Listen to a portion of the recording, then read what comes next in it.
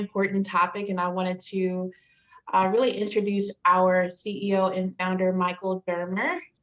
Are you on, Michael? I am. Good Hi, morning, good how are afternoon. you? I'm doing great. How about you? Good, great. So today we are talking about people, and hiring is a skill that you must have as an entrepreneur.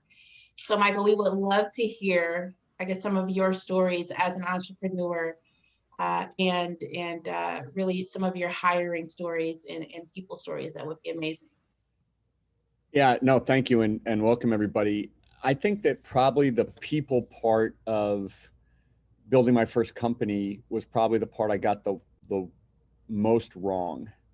And the reason for that was that I started my career, as many of you know, as a corporate lawyer that worked for a large New York law firm. You know, that law firm did some of the biggest transactions in the world that, would show up on the front page of the Wall Street Journal. And people, lawyers that worked at that firm, we got paid tons of money to do that. So people didn't matter, right? It was like, we're going to do a $10 billion transaction. We're going to do it in 30 days and everyone's just going to figure out what to do. And no one's going to sleep. No one's going to eat. So I came from this world where all the people there were, just amazingly kick-ass people. And it wasn't about any of that. And so I didn't really understand and appreciate just how much getting the right people in place mattered. These days we talk about, what makes for a successful growing organization. And it's, people, process, and metrics, right? You need the right people in the right boxes. You need the process to make sure stuff's working right. You need the metrics to figure out what you're doing. And if you don't get the people people part right, it's really hard to do all the others. And so I really didn't appreciate that. And so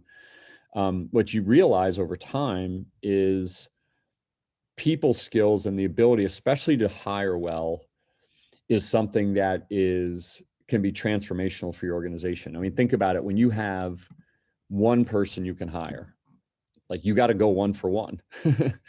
And it's not the easiest thing in the world to do. So I want to really, when you think about, okay, what are the most important things you think about for a business? You said, okay, I need a good go-to-market strategy. I need a good financial plan. I need, right? Don't make the people part last, right? And there's some, cliche phrases that are used out there, like, hire slow and fire fast and, all these different types of things. But I think me more than anybody kind of underhired in a lot of different ways, didn't take as much time as we should have, maybe underpaid when we didn't have to. Or not saying didn't have to, we always had to, because in early stage companies, you think about money, but maybe paid a little less than we could have or should have maybe at the time, right? So it's a hard mentality to get into, right? Because dollars are scarce. And it takes, I think, every entrepreneur, their first experience with hiring somebody great to go, oh, that's what it looks like, right? So don't think of, the first thing I want you to walk away with is make a commitment to people and hiring being a skill you must master, right? This is something that you have to be good at. Now, how do you get good at it? There are people that spend years and years and years and a lot of science and use assessments and things like that to hire and don't always get it right. Any of you that have interviewed for, jobs with sophisticated organizations, they put you through the ringer of a million different things. And so that doesn't always happen in an early stage company. We don't have, Myers-Briggs assessments and personality tests and those types of things. And you can use those things over time, and a lot of them are really great tools. But I wanted to try to do the entrepreneur's version of that, right? I wanted to start to say, okay, if it's me or one other person, how do we figure this out? And one kind of analogy that I think probably will make sense to a lot of people is that in the early stage of your company, you almost think it's like your Thanksgiving dinner table, right? Where at some point dinner, you look around and go, wow, my family's really screwed up, right? And because remember the early stages of companies, I've got, somebody working for half time. I've got somebody who's my developer in Russia. I've got somebody that works just for options. Like, you're not going to people and saying, hey, I'm paying you a full salary. you have these goals, you're accountable for this, and you have the ability to have a regular structure and process. You have this, like, as we like to say, dysfunctional family of interns and people earning options and people, paying on the side and all that kind of stuff. So understand that it's natural that you don't have all the ability to execute, and you feel like you do have this dysfunctional family. Okay. But when you deal with that, all right, not just in the context of hiring, but in the context of your family becomes dysfunctional because you don't recognize, and I made this mistake too, right? You don't recognize that people who are working for your organization in whatever form, right? They might be working part of the time or may not be as motivated you. It's your job to line up their activity with what you're trying to get accomplished, right? Not to be like, well, everybody isn't doing all the things they should be doing. So I'll give you a very specific example. A lot of times we're all able to get advisors that are willing to help, that are gracious with their time, and they'll spend a certain amount of money, and they may sit on your advisory board, or they may sit on your board of directors, or they may just say, I'll help you here and there. If you have an advisor that's a great, I don't know, financial person, right? And you know that you get them 3 hours a week, right? Line them up to an activity that can work well in 3 hours a week, right? Don't ask them to build your financial model. Say, okay, I've got this asset over here. They're not a full-time, fully compensated employee. How do I take that asset and that opportunity and leverage their skills given their compensation, given all the other things that I'm talking about here? Okay. I've got an intern who's 22 in college, right? I'm not asking them to develop my whole marketing plan. How do I line it up to the activities that I need to get done? And remember, we always say we're overwhelmed, we have too much to do, but imagine now you have these different arrows in your quiver you can take out and say, okay, I've got this advisor that can do it. It's your job to organize that and line it up with the things that you need done. Okay. When you don't, you end up with a dysfunctional family, right? When you start asking the person there for 3 hours to do 20 hours of work, they're like, I'm not doing 20 hours of work. That's not what I'm here for. Okay. Again, what's the hard part about this? It falls on us, right? It falls on us as the entrepreneurs to organize this. But I can assure you, if you organize your different resources, you can start to chip away at these bits and pieces. The other thing is you need process, right? You need process to manage these resources because a lot of them are not organized, right? So let's say, for example, take my advisor example. I would want to sit down with that advisor once a week for an hour and check in on what they're doing with their 3 hours to make sure they're on track. Okay. That helps the advisor, that helps you, keeps it organized. Same thing with the intern, right? So without a lot of people around you, you got to build structure and process that can take advantage of all these different resources. Okay. Helps you be consistent, communicate, stay on track in terms of what the goals are. Okay. Ariel, you have a question? Feel free, jump in. I'm sorry, did you say my name? Yeah. Did you say you had a question? I saw you drop me a, yeah. Yeah, I did. Yeah. So I guess my question is, I'm trying to determine, or still trying to figure out, when is that point to hire. So I am doing everything. My son is obviously, he's the person that will do all of our marketing. And I am beyond overwhelmed. I guess I just don't know when is the breaking point to actually hire someone to help me with all of these tasks that I am juggling. Gotcha. It's the fundamental question that everybody struggles with, right? So here's what I would say. It first and foremost starts with what your goals are for the year, let's say. And if your goals for the year are to, grow the business from X to Y, and you know that in order to do that, you've got to spend time on, things like growing your sales or building your product or whatever it may be, that's when you make the determination of what you've got to invest in to do it. You may say that, hey, if I'm just going to grow my business 5% for the year, you might be able to leave it in place, right? But if you're looking to say, I want to grow it 5 times, the only way you grow it 5 times is by getting some of these things off your plate, right? So that your goals should dictate how aggressive you are with your hiring. You know, say, what is it I have to do to get to my goals, right? And if I need to grow more aggressively, then I'm going to have to bite the bullet and try to get somebody that could take, 30% of my time, 40% of my time, off my plate so I can go do it. I'll give you an example. There's a gentleman in, I believe it was Long Island in New York, that ran sports camps. And he said, I run these sports camps every year, and the business does about $400,000 a year. And I walk away with about, $100,000, $150,000 a year, but I can never grow it. And I was like, okay, well, what percentage of the time are you spending actually doing the camps? And he's like, I'm probably spending 70% of my time doing the camps, right? And 30% of the time selling. And I was like, well, how hard would it be to sell if you didn't? He goes, there's tons of demand. He goes, I said, okay, great. So if our goal is to grow it from 400,000 to 1 million, right? Part of that would be, we need you to spend 80% of your time selling. Right? So if you need to spend 80% of your time selling, what do you need to get it off his plate? Now, for him, it was pretty straightforward, right? It was like, no, I have people that I just have to train up to run the camps. And I can get an admin for $13,000 that can do it. So it was only a little bit of a hit financially. He took the same people that he was doing the camps with, and I said, okay, I got to build a leader who can go do a basketball camp or whatever. So it really does, or I'll go back to your goal, right? Of where you're trying to get to.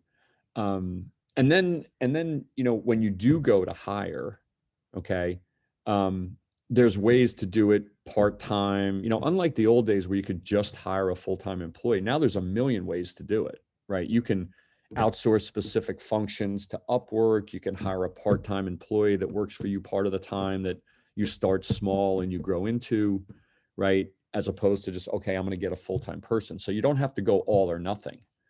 You can say, oh, I need a little bit of help here. I need a little bit of help there. If you don't want to make a bigger leap into, spending more money.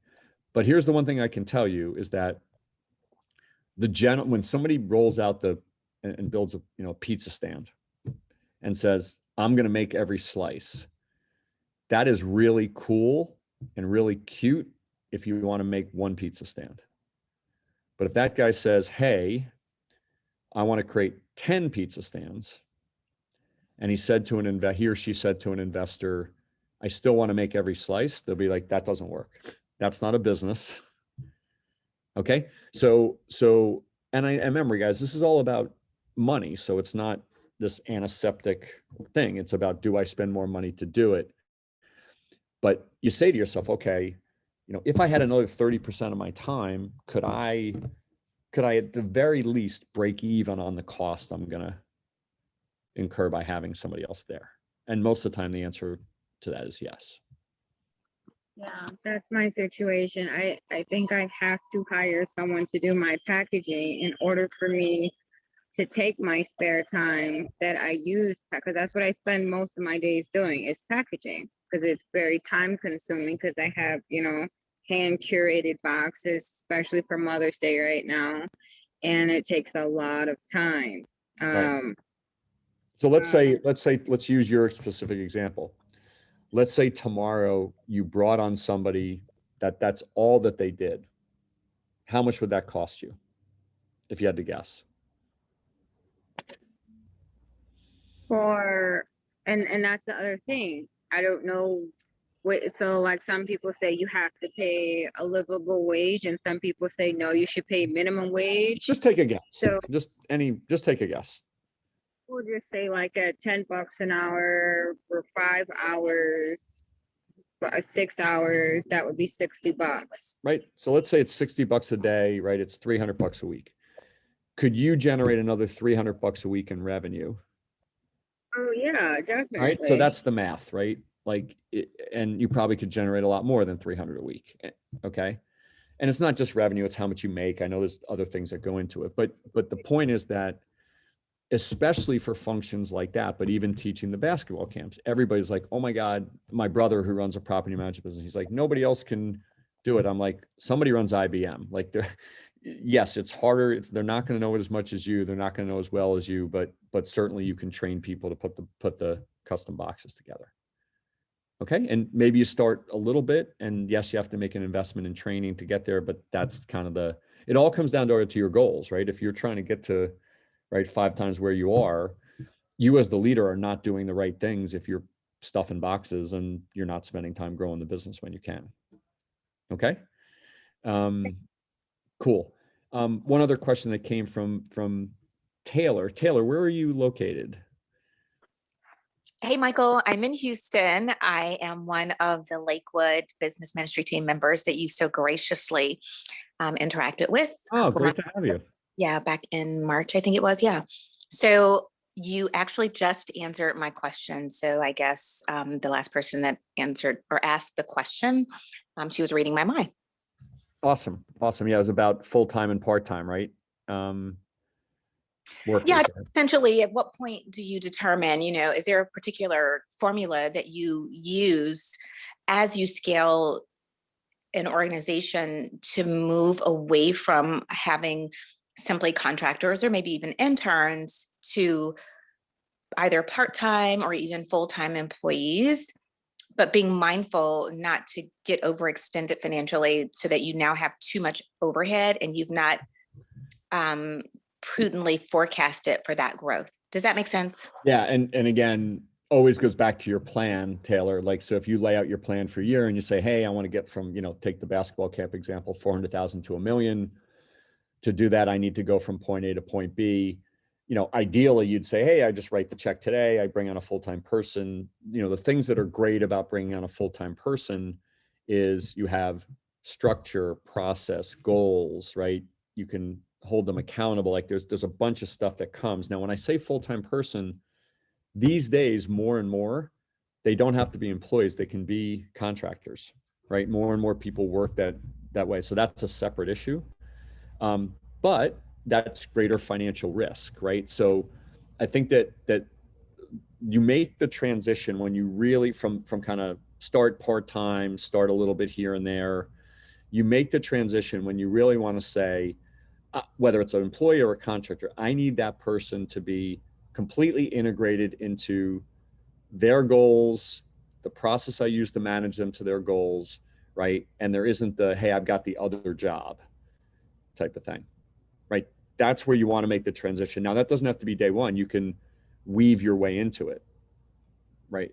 But eventually you want to get people that are completely dedicated to your task so you can rely upon them and do your thing. Perfect. Makes sense. Thanks, Michael. Okay. As you guys can probably tell, there's a lot of judgment in this, right? This is chess and not checkers, right? There's moving pieces. It's not like, when I hit 30% of this is this when I do it, right? What I would say is that it also comes down to if you find great people, right? There will be times where you'll come across somebody that you're like, wow, this person's really good. You might be more aggressive, right, with that person than you might have been with somebody that isn't maybe as strong, because you feel really strong that you could get them ramped and they could start to deliver results quickly. Okay. So it goes back to what we started with, is that hiring is a skill as you must master. And what partly goes with that, everybody, is making sure that you are building into your day, hiring and recruiting all the time, right? Even if it's just you, right? You want to be spending some of your time nurturing a pipeline of people that are great people, right? Now, if it's just you, you might say, well, I'm not going to do this, that, and the other thing. But building relationships, having them over the course of time, having people get to know each other, right? Seeing great people, saying, listen, we can't hire you yet, but it would be great, when we're able to. Those are all things that are super valuable, and it's the talent that's going to enable you to kind of jumpstart your organization to the next level, right? So making a commitment to, if you have a sales force of 3, you should be talking to salespeople all the time and thinking about people you're recruiting and people you're staying in touch with. You shouldn't have to spend too much money or even time doing this. It's just a regular thing that you're doing so that you can, you can grow your organization. What you don't want to do is say, I need somebody right now, and I'll just take the person that's right in front of me. Right. And that goes to my next point. I want us all to realize, no surprise, right, that we all feel a little bit overwhelmed when we're working 24/7, right? So a lot of times we're not super objective about the people that are in front of us, right? We're like, okay, what do I really need? When all the work is on you, I don't want to say you'll take anybody, but anybody seems better, right? And so a lot of times we're so close to it. We talk about it, Lonely Entrepreneur, we talk about the 4 Ps, passion, pressure, pleasure, and pain. And we experience those every day, right? In the same day. Those 4 Ps influence us, right? And sometimes when we're so overwhelmed in all the things we're doing, we look at the people that we're interviewing and we're connecting with and we go, oh, they're great just because I'm going to get another set of arms and legs, right? Really, it should be the complete opposite. It should be, man, this is the one person I'm going to rely upon. I really should nail this, right? I should really think about what exactly it is that I want. Now, a lot of us don't necessarily have the experience of hiring, right? We haven't done that before. We go, I'm starting a particular type of business and I haven't really hired people before. So what does it really mean to, to identify exactly what you need them for? And what does it mean to really see the skills that they have that can do it? So here's a couple of suggestions that I would take advantage of. Part of this is because we're too close to it, and part of it because many people just don't have the experience of hiring. All of us will probably have access to mentors, advisors, friends that are great people to bring into an interview process. They're not subject to the 4 Ps, right? They look at things very objectively. If you put candidates in front of them that seem good to you, but don't seem to make any sense because of X and Y and Z, they'll be hopefully respectfully candid with you about that. And they're just not under the influence of these 4 Ps, and they're just not feeling the pressures of the business. So it's easy for them to say, oh no, listen, this person's okay, but I don't think they're that strong, or I don't think they're the type of person that you have. And they're just completely objective. And it's not like you have to pay anything for that. And we all have friends and colleagues that we reach out to and say, hey, I'm interviewing for this role. Would you mind, interviewing in the process? That doesn't mean that they're professional interviewers per se.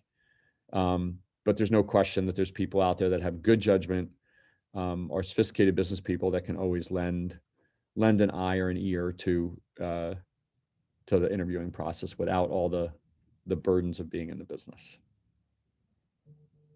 Okay. Let me stop there for a second. I know we had some good questions at the start. Any questions before I keep going? Okay, cool. Feel free to jump in. So let's talk a little bit about the interview process and trying to find people. People have these kind of conceptual debates between, let's call it attitude and aptitude, right? Well, is it attitude? Is it skill? And as you guys, everybody knows, it's a combination of both, right? You want to try to find a combination of both things. What I would say is that on a scale of 1 to 10, for whatever role that you're hiring for, if you hire a 7, you can turn them into an 8 or a 9 or a 10. If you hire a 5, it's almost impossible to make them a 7. Right. So for example, when Lonely Entrepreneur goes into a larger company and does, consulting work and stuff like that, and we're evaluating things, and my team has its eye on, are there any 5s here? Because it is almost impossible to get a 5 to be a 7, right? I'm sure if we all sat around here for more than an hour, we would all have the war stories that says, yeah, I do this in my company, but this one person doesn't do this, and this other person, it's always hard to do that. Like all the problem children, if you will, for whatever reasons, And you know, sometimes those problems are legit, but a lot of times it's, well, this person doesn't have the right attitude. This person doesn't have the right perspective. This person's difficult to deal with. Those things are really, really debilitating as a smaller company. And what I would say to you is, and again, this is one of those unfair things about running the show, is that if you're leaving those resources in place, it's your fault. It's your fault that your business is not growing. Okay. Recently went into a situation where when I went in there, the founder said, you know, our CTO is good, but he's difficult. Okay. And I said to him, I said, you know, we'll go figure it out and we'll go talk to him. And I was like, but at the end of the day, if you leave in place difficult people in your leadership, you'll fail. Right. It just doesn't work. And so when you think about, when you go out and you hire, you're really looking for at least that 7. Now we all can't hire 10s because, you know, in early stage companies, you know, you don't have all the money to hire and you have to, you know, not everybody's going to go work for a smaller company. But you really are trying to figure out, you know, does this person have enough attitude? Does this person have enough aptitude to do it? So how do you figure that out? Okay. Number one is skills, right? So one of the things that can be really helpful is laying out simple little chart that are the skills that you want this person to have, and have them rate themselves on a scale of 1 to 10. So I'll put Tafer on the spot. Tafer is our head of marketing. Tafer went through our interviews process, and you got a pretty extensive skill sheet, right? That you had to fill out that said you're good, or I know this, or I know that, right? Yep. And you know, you get a sense, right? You get a sense of somebody's overall kind of skill set in their particular area. So it's a, you know, how proficient they are at certain types of things, and you get a sense of where that comes in, right? But you know, that's only one part of it. Another technique, in addition to using third parties that, you know, as I mentioned before, another technique is to give them the opportunity to show their talent on the fly. Okay. If I gave anybody here a problem about anything, we could all, and you said, I'll come back in a week. We could all, you know, phone a friend, Google, put stuff together, right? And come up with something that is, you know, probably addresses the issue or professional. But if you have a day, much, much more difficult. Okay. Or if you get asked right during an interview, right? Which I'm going to talk a little bit more about interviewing techniques in a minute. So a good example may be, and hope Tafer this isn't causing post-traumatic stress disorder for your interview experience with Lonely Entrepreneur, but we said to Tafer and others, give us one page on what you would do, right? It's not what color would the website be, like it's not specific. It's like whatever you want. Tell us whatever you want. So you're hiring a salesperson. What would be your strategy? Let's say, assume you were here as a salesperson and your goal was $5 million a year. What would be your strategy? Okay. What you will learn from that very quickly is a lot about people. Okay. First of all, as we all know, and you can't give them a week, right? You got to give them a day, right? The first thing I'll tell you is if somebody comes back and says, well, why do I have to do this? Eliminate them, right? That's the attitude part. Yeah. If they come back and say, well, a day's not enough time, eliminate them, right? That's the attitude part. Yeah. And then you say, okay, great. Well, what do you want? What do you want me to write about? Just whatever you think gets to this goal. And what you're going to find is you'll have, first of all, the quality of the presentation. We'll show you things. Most people will do that pretty well. Secondly is the quality of the research they did. And I'm going to talk a little bit about that in a minute. You know, how much did they delve into it? Next is the quality of the thought. Is it just generic, I'll build a plan, create a strategy, and execute the plan? Or did they really dig in and think about, right, your actual business? Michael? Yeah. Hi, Sherry. I just want to make a comment to just reinforce what you're saying around attitude, because sometimes you can find that 10, um, but they're know-it-all. And Yep. so they're great, but yeah, so I just like the fact that when you talk about the attitude of the person as well, because that 10 may uh, cause you a lot of headaches. So that's all I wanted to share. It's so true, Sherry, and thank you for that. Um, I remember back in my old days at Wilkie Farr and Gallagher, I'm a big law firm.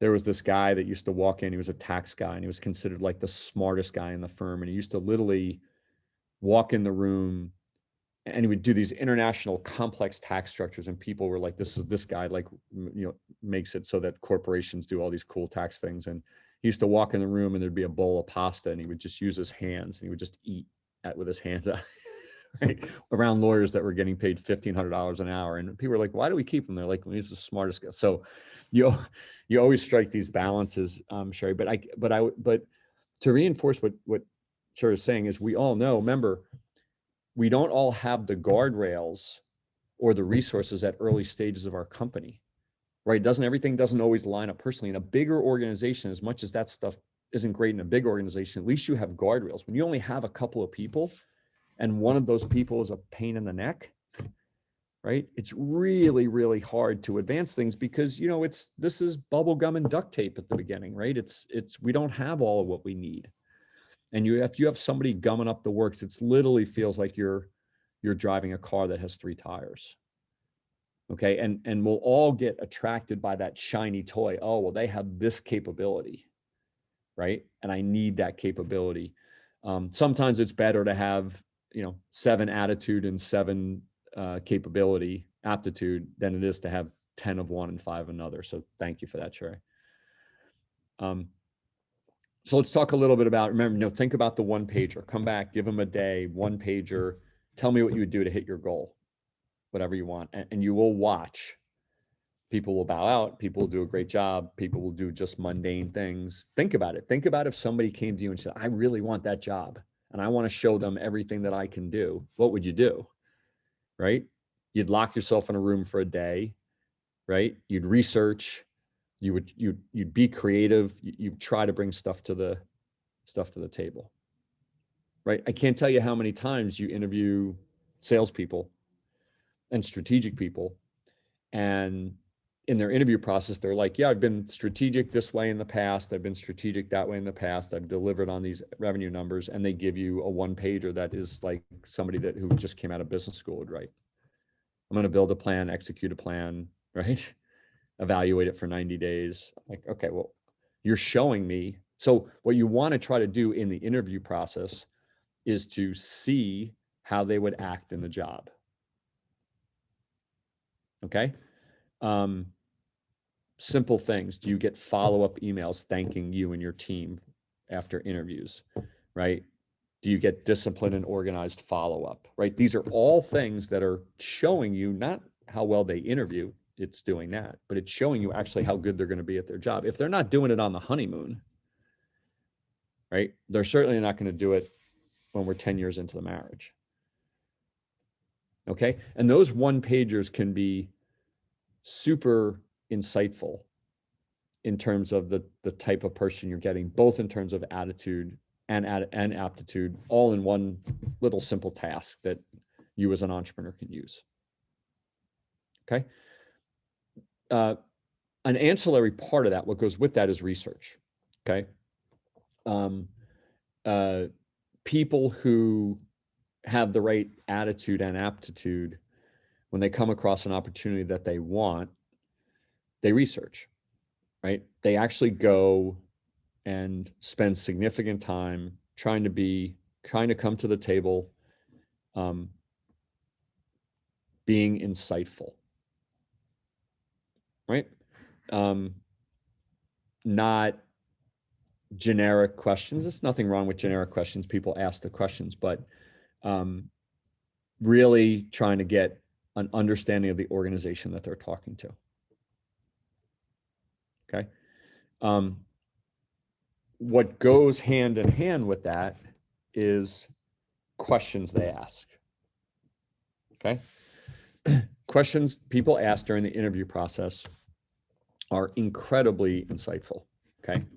First of all, if you interview somebody and you said, and you leave part of the interview to say, okay, love, what can I tell you about us? And somebody goes, well, no, I think I'm pretty good. Eliminate them. Right. Because if you're not trying to get insight from, let's say you're talking to the person you might be reporting to, if you're not trying to get insight to the company that you're working for, you don't really care that much. Okay. This is just a job to you. Okay. Secondly, it demonstrates to you just how much thought they've put into it. Right? Have they dug a little deeper into your organization, right? And what it's like to work for your shop, right? And then another level is if they really, really challenge you and say, what has been, my goal would be X, my goal would be to sell 10 bananas. What have been the biggest challenges that you've faced? Okay. I took a look and I saw that you have these 3 main competitors. How do you guys differentiate yourselves from that?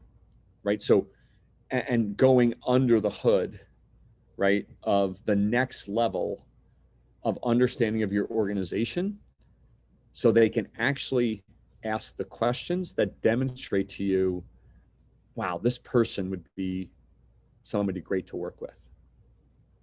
Okay. Again, everybody, on one end of the spectrum is the normal stuff, right? I see a resume, I ask some questions, I do whatever. But what we're trying to do is we're trying to cull out in the middle of the interview process what they would actually be like as an employee. Because who's going to give you references that stink? And I'm going to talk about references in a minute. But does anybody give references that don't say you're awesome? Right? So I'll talk about that in a second. But what you're trying to do is watch them during the process to see what kind of employee they're going to be. The one pager brings you insights, right? The questions they ask during an interview process tell you, right, how they do their task. Right now, their task might be technology or sales or operations, but if they're not really asking questions about understanding what it's going to be like and understanding how they can make a contribution, they're probably not the people that have the attitude or aptitude that you need. Michael, I have just one more comment, if you don't mind. Of course. A lot of us are small businesses, and so we may not have a lot of information out there about our companies. Um, so really we may want to do is to make sure that we've got some presence on the web. So at the very least, they'll know what we do and how we do it, some basic information. But it's not like they're going to be able to go and get this deep, in-depth, look at what we do. But we can certainly help that by having some presence online. That's all. Yeah, I think sure. Yeah, of course, if somebody doesn't have a website or something like that, it's a little bit harder. But that would also be a chance to shine, right? That's why I'm saying more of us need to do that. Put it out there. Yeah, yeah. But think about it. Think of the people that sell to you. Think of a bank, right? A bank comes to you and says, "I want to be your bank. You should bank with us." And you say, why? Well, what that person should show up and say is, well, I know this about your company. I know this about your company. I saw this thing you did. I saw this deal you did. That was cool. This is cool. How are you doing? Like, they should come to the table insightful about who you are, and they should earn. In sales, they talk about earning the right to advance in the sales process, right? And people should earn that during the process by asking questions and having done research to show how much they've invested in this. Okay. Let's talk a little bit about references, right? Everybody gives great references, right? This person's awesome, terrific, whatever. So a couple of things you want to find out from references. Number one, who they give as references is incredibly telling. Okay, so let's take a sales professional. A sales professional who reported to a director of sales, if their director of sales was not one of their references, that tells you something. Okay, why? Because that's who they reported to, that's who they were accountable to. Okay, if they give their high school gym teacher as a reference, right? So just by the nature of the references that you are given, the more references that can speak to the specific accountabilities that they had and they most likely have put on their resume are the best. Okay. The more the references are character references and more kind of high level references, you know, they're not really getting into, are they good at their job or not good at their job, or were they good at it? The more skeptical you should be. That's not to say if a well-respected person is one of those references, and when I mean well-respected, I don't mean prominent, but somebody that is a person of stature and whatever in whatever organization or in the community as a reference is great. And there's nothing wrong with that. But if you want people that can get the job done, whatever that means for your organization, you want to talk to the people that have seen that, and you want an employee that actually gives you those references to talk to. Right? Because then they're proactively putting out in front of you, hey, here are the people that can tell you and reinforce what I've told you. Okay. When you talk to references, couple of questions to think about. One is ask them about specific results, right? Say to them, you know, what did this person do for you? Right? This person did X and Y. What specific results did they achieve? When they walk you through that, say, always ask for metrics and numbers. Right? They sold a lot. They sold, okay, awesome. So what was their goal? Their goal was 5 million. How much did they sell? They sold whatever. Okay. So you want to try to get as much into the metrics of what they were actually doing. And frankly, when you hear the answers, you'll get an insight too. Right? You'll get a really good insight about whether they did or actually didn't do what they put on their resume. Okay. Ask them a time that they didn't achieve a goal. Okay. What you're trying to get into these things that are really more insightful than just what a lot of people do in reference checks. Okay. The other question you should always ask is, what would you have liked to see them be better at? Okay. The first answer you'll always get is usually a good amount of BS, right? It's, well, they work too hard, or they, right, right?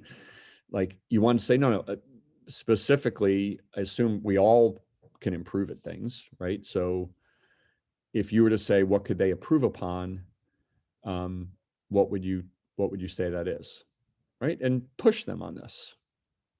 Right? And you know, you have your own style about talking to references. These are people that are taking times out of their day, so you always want to be respectful, but you also want to say, listen, I know you're one of their references and I know you're here for a reason. I'm hopeful to learn great things, but I also want to peel back the onion a little bit. I just don't want to, I want to try to understand what I'm, you know, the type of quality person that I'm getting. So I'm going to push a little bit.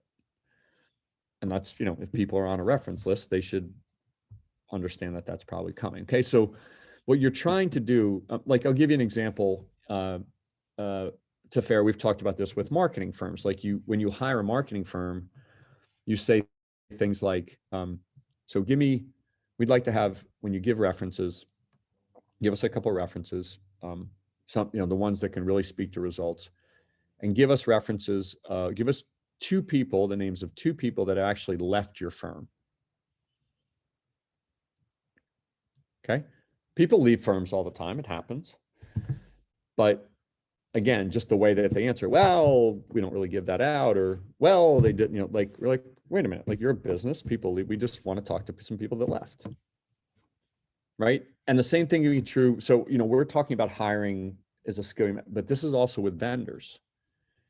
Right. There's a part of this that talks about vendors as well. Right. So when you're hiring these people, and you're looking at references and you're looking at what they've done, right? We're really trying to get to, you can probably tell, have they produced results, right? And how is it that their character and what they did produce those results? And you're trying to get as much of that as you can. Okay, this is, we all know, if you ask people that have grown businesses, if you ask great entrepreneurial leaders who have built great, amazing companies, a lot of them say, when they got the people part right, they really, crossed over the chasm and really started to take off.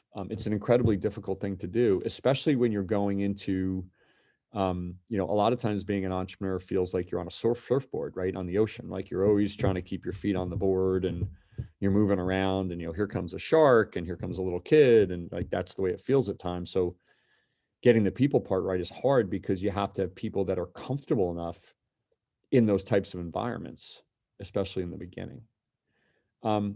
The other thing that I'll comment on, because I've been surprised by this a couple of times over the course of my career, and that is the whole idea of people that have worked for big companies and people that have worked for small companies. Okay. Sometimes we think that people that have worked for big companies will struggle in a more dynamic environment of a small company. And there's no question that there isn't all the structure of a larger company. And there are people that really struggle with that, right? They really struggle with the fact that there isn't just an HR department, right? That you have to really weigh in on a bunch of other things and not just get to focus on your goals. So this has to be evaluated, but, and it's a big but, people from large companies oftentimes bring a structure and a discipline that don't exist in smaller companies. I have goals. I'm measured on whether I hit my goals, right? And a lot of times in early stage companies, if I asked everybody on this call, what are your goals for 2021? And, how many of you could just rattle off to us, these are exactly my goals. It's something that earlier stage companies don't do as nearly as often as they should. People from larger companies are used to that structure, right? Your comp, your bonus is tied to the goals you are trying to hit, okay? By the same token, when people have only worked for small companies, okay, when you see their backgrounds as only working for small companies, sometimes that's by choice, don't get me wrong. You really have to delve in, and it can raise a red flag because a lot of times they haven't been involved in a structured, more disciplined, right, arena like a larger company. Okay, and while they may be perfectly good employee and good at being a small company because they're used to the flux and they're used to kind of the moving around, you need people that can take goals and execute on them, right? And a lot of times if people have worked only for small companies, unless they're really well-run small companies, they just haven't been subject to that discipline, right? Well, how are you doing? Well, how I'm doing is I'm supposed to sell 10 bananas. I've sold 11, so I'm doing great. Next day, how are you doing? I'm supposed to sell 10 bananas. I'm sell 9. I have to do better, right? A lot of times when the resume only shows smaller companies, you have to really make sure that people are used to an approach where they can achieve goals, because remember, we have finite resources. Like we need, just like the intern and the advisor, like we need to garner this functional family of ours together in a way that we maximize those resources to achieve their goals. Hey, Michael, really quick. I know Ed had a question about how to actually write a job description or qualifications. Where do you find those qualifications? Great question. What's terrific these days is, all the major job sites, Indeed, all of them have all kinds of job descriptions. So if you just go online and type the job description you like or you're looking for, you'll get plenty of samples, and you can just tailor it a little bit to your organization. And they're really, really well done. Okay. Everybody should be aware that for those of you that have, of course, you have all access to the Learning Community platform, either directly or through some of the programs we run or through the Black Entrepreneur Initiative. There's a whole section called People that is got a lot of this stuff in it, a bunch of learning modules, a lot of the techniques, a whole bunch of things about about how to access all these different things to think about. But try to take advantage of these techniques when you're interviewing, including using these third-party folks that and friends and people that can guide you accordingly and maybe be a little bit more objective. I'll tell you one other story, and then we have an announcement that we want to show people. Oh, first of all, I should mention the ladies Tafar and Jamara from the Lonely Entrepreneur have distributed out the survey again and the survey link. So please, if you have the opportunity, please fill that out. It only takes a couple minutes. It helps us do better and better by you. So as many of you know, my old company got built up and was being very successful, and it almost got destroyed, and we had to build it up again, and all the story that led to our work together here at the Lonely Entrepreneur. And after our company started to rebound after the financial crisis, I said to myself, we probably had a little under 400 employees at the time. And I said to myself, okay, how do I really get people to perform, like another level of performance? And these people had been through a lot together as a company, right? We had come out of it, and it was this great source of pride for us. And we'd built it from nothing. So it was like our baby. And I really sat down and I was like, okay. And we call it in the Lonely Entrepreneur book. In fact, I think it's in the people section too. It's called, help people with their bucket list and performance will follow. And so what we did is we went to every employee and we said, what do you want? And the answer was exactly what you'd expect. Well, I want to learn the product better, or I want to learn Excel better. Or we're like, no, not what you want for us, what you want in life. And at first they were a little bit taken aback, and we're like, no, we really want to know what you want. Well, one of our ladies was a customer service rep, and she's like, I got some opera lessons a while ago, and I really want to do that again. And one of our customer service reps, Kelly, she wanted her mom to quit smoking, right? And what we did is we took a lot of the money that we were spending on stupid pizza parties. We still had pizza parties, but we went and we helped them. We used our relationships as a management team. We called around to people and we got these people this stuff, right? Sometimes we got it for free. Sometimes we paid for it for them.